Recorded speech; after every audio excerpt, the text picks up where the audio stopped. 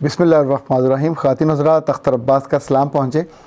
آج ہم جو گفتگو کریں گے یہ ان ٹوٹے ہوئے دلوں کے لیے ہے جو محبت میں ناکام ہو جاتے ہیں۔ یہ لڑکے بھی ہوتے ہیں، لڑکیاں بھی ہوتی ہیں۔ سم ٹائم بہت سارے برس گزارنے کے بعد ایک اچھی بالکل نارمل شادی شدہ زندگی گزارنے کے بعد پھر کسی بات پہ تلخی ہو جائے اور وہاں دل ٹوٹ جائے تو اس وقت جو اس بیوی کا حال ہوتا ہے اور اس مرد کا حال ہوتا ہے جس کا رشتہ ختم ہو رہا ہو، ظاہر ہے یہ سب لوگ دکھی ہوتے ہیں۔ یہ بہت ہی سینسٹیو اور ٹچی موقع ہوتا ہے اور سٹریس اپنے فل سوئنگ پہ ہوتی ہے، یعنی اتنی سٹریس ہوتی ہے کہ آپ کا دل کا چین رخصت ہو جاتا ہے، آپ کی نیند ختم ہو جاتی ہے، لوگوں کو جو آپ کے آس پاس ہوتے ہیں آپ کو برے لگنے لگ جاتے ہیں۔ پھر ایسے میں دو میں نے عام طور پہ چیزیں ہوتی دیکھی ہیں، ایک اس ایکسٹریم پہ ہوتی ہے، ایک اس ایکسٹریم پہ ہوتی ہے۔ تو پہلے ہم لیفٹ ایکسٹریم کی بات کر لیتے ہیں۔ جیسے بعض پرندے ڈال ڈال پھرتے ہیں تو وہ تو اپنے کھانے کے لیے پھرتے ہیں، لیکن ایسے لوگ جو ہیں عام طور پہ جو دکھی اور سٹریس سے بھرے ہوئے ہوتے ہیں، جو اپنے محبت کی کہانی اور اس کو ٹوٹنے کے بعد کی کیفیت میں ہوتے ہیں، یہ بھی پھر ایسے دلوں کو ڈھونڈتے ہیں جو جگہ جگہ ان کے دوست ہو سکتے ہیں، ان کے کلیگ ہو سکتے ہیں، ان کے محلے والے ہو سکتے ہیں، اور یہ ہمدردی کی تلاش میں انہیں پوری کہانی سناتے ہیں۔ تو یاد رکھیے گا، آپ اپنی کہانی سنانے کے بعد خود ہی تماشا بن جاتے ہیں، چونکہ وہ آپ سے ہمدردی کریں گے، آپ کو ہمدردی چاہیے تھی، پر ہمدردی کرنے والا لازم نہیں ہے کہ آپ کی عزت بھی رکھے۔ وہ جو آپ کی ساکھ بنی ہوئی ہوتی تھی وہ رخصت ہو جاتی ہے۔ وہ جو اتنے برسوں کی آپ کی عزت تھی، ایک مان تھی، مریادہ تھا، یا ایک دبدبہ بنا ہوتا ہے، ایک لحاظ ہوتا ہے کہ یار لوگ اس کے بارے میں ایک پرسیپشن کریٹ کی ہوتی ہے، تو اپنے ہاتھوں سے وہ رخصت کر دیتے ہیں۔ یاد رکھیے گا، ہمارے ہاں بیشتر یعنی اگر 90% لوگ کہیں تو اسی کیٹیگری میں فال کرتے ہیں۔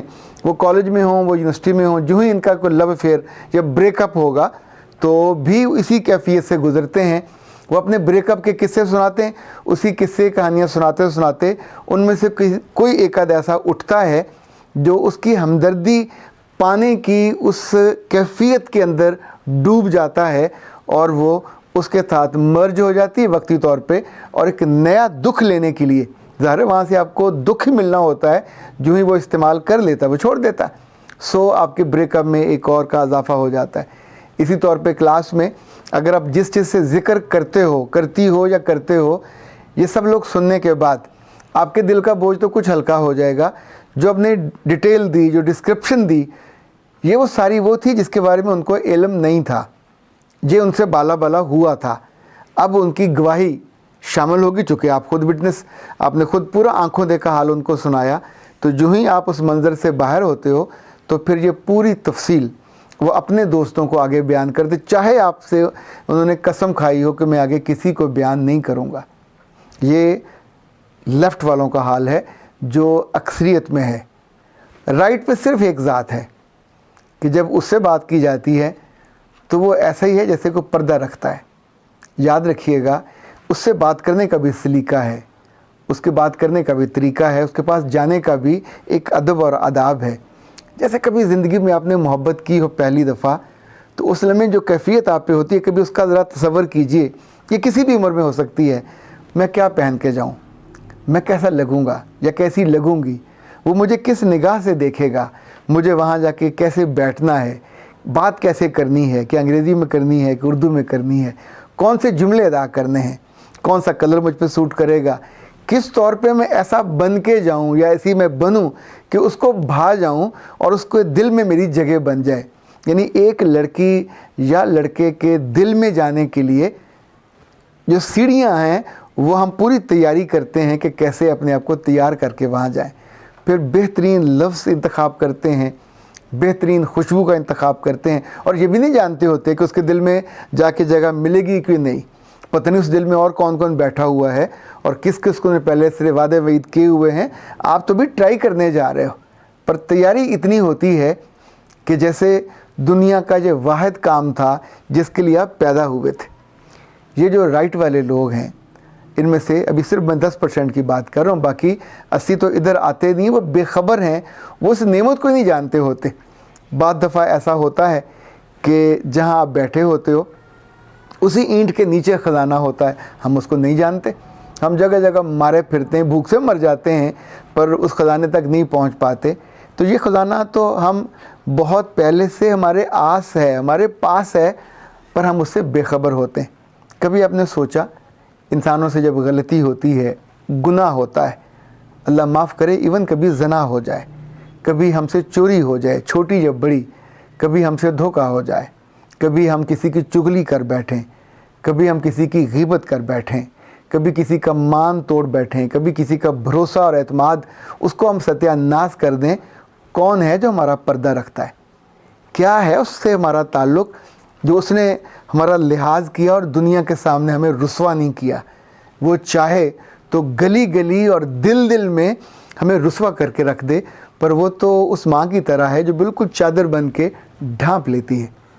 مجھے لگتا ہے کہ جب جب آپ کا دل ٹوٹے، آپ کو جگہ جگہ ایسے گھر اور ایسے دل تلاش کرنے کی بجائے کہ جہاں جانے کے بعد آپ زیادہ غیر محفوظ ہو جاتے ہو، آپ کو تھوڑی تیاری کرنی چاہیے، تھوڑا زیادہ رونا چاہیے، تھوڑا زیادہ شکل بنانی چاہیے، کچھ اچھے کپڑے پہن کے، کچھ اچھے جملے سوچ کے، اس دکھی دل کے ساتھ کہ جو درد سے بھرا ہوا ہوتا ہے، آپ اس سے ہاتھ جوڑ کے التجا کر سکتے ہو. کر کے دیکھیے کہ سر یہ میرے ساتھ ہو گیا اور میری برداشت سے زیادہ ہے، یہ میری برداشت سے باہر ہے، مجھ سے یہ دکھ اور غم سہا نہیں جاتا. تو ایک صورت تو یہ ہوتی ہے کہ وہ چیز آپ کو واپس مل جائے، پر اگر وہ ٹوٹ گئی ہے اور وہ شیشے کی تھی، کانچ کی تھی اور کرچی کرچی ہو گئی ہے، اب واپس نہیں آ سکتی، تو پھر اس سے دعا کیجئے کہ اس دکھ کو، اس درد کو کسی سنار کی طرح اس کی چمٹی لے کے آپ کے دل پہ پڑے بوجھ کو اٹھا لے اور پھر آپ کے دل کو دھو دے، اس بوجھ سے آزاد کر دے اور آپ کو نئی راحت دے دے، نئی خوشی دے دے. دیکھیں اس نے کون سا کسی پارلیمنٹ سے اجازت لینی ہے، اس کے یہاں تو کوئی فائل نہیں چلتی.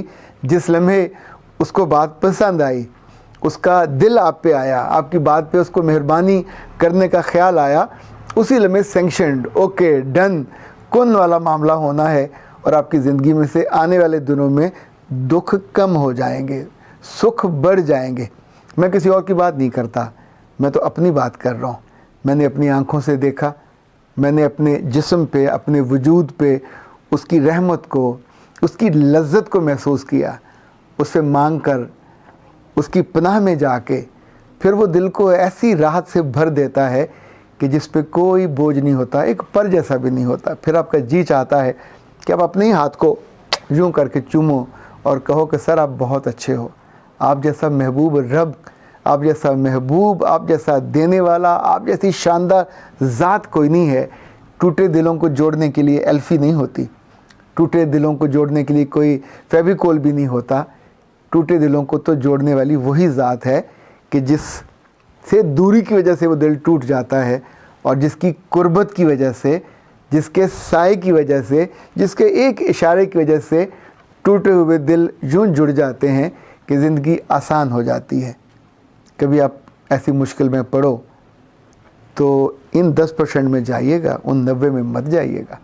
ان میں جانے کے بعد پھر ایک اور ٹوٹ ہے، پھر ایک اور ٹوٹ ہے، پھر ایک اور دکھ ہے، دکھ در دکھ ہیں. کبھی ادھر جا کے دیکھیے، آزمائش شرط ہے، اور آزمائش اپنے آپ کی، اللہ کی آزمائش تھوڑی ہے. وہ تو راحت ہے، وہ تو سایہ ہے. آپ سائے میں جا کے بیٹھ جاؤ گے تو آپ ٹھنڈے ہو جاؤ گے. وہ تو وہ میٹھا پانی ہے جس کا آپ گھونٹ لے لو گے تو حلق سے لے کے پورے وجود میں ٹھنڈک اتر جائے گی. وہ تو نور ہے جو اندھیری دل کی کوٹھڑی میں بھی جا کے اس کو بالکل جگمگ کر دیتا ہے. پر یہ بے یقین لوگوں کے لیے نہیں ہوتا، یہ بے ایمان لوگوں کے لیے نہیں ہوتا. یہ ان کے لیے ہوتا ہے جو یقین کے ساتھ اس کے پاس جاتے ہیں، منہ ہاتھ دھو کے، تیار ہو کے، اچھے بیبے بن کے، بالکل دل کو اس کے سینے میں رکھ کے کہتے ہیں کہ سر میں آیا آپ کے پاس، سرنڈر ہوا، مجھ کو سنبھال لیجئے. اس پوری دنیا میں کسی ناقدرے اور کسی بے قدرے کے حوالے مجھے مت کیجیے گا. وہ جو میری قدر نہ کرے، وہ جو میرے دل کا خیال نہ کرے، وہ جو میرے وجود کا خیال نہ کرے، وہ جو مجھے کھلونا سمجھ کے استعمال کرے اور پھینک جائے، مجھے کسی ایسے کے حوالے مت کیجیے. میں نے اپنے دل کو، اپنی روح کو، اپنی جان کو، اپنے جسم کو آپ کے حوالے کیا. کر کے دیکھیے، محفوظ ہوگا تو پھر اپنی دعاؤں میں مجھے یاد رکھیے گا. اختر عباس کو اجازت دیجیے. السلام علیکم ورحمۃ اللہ.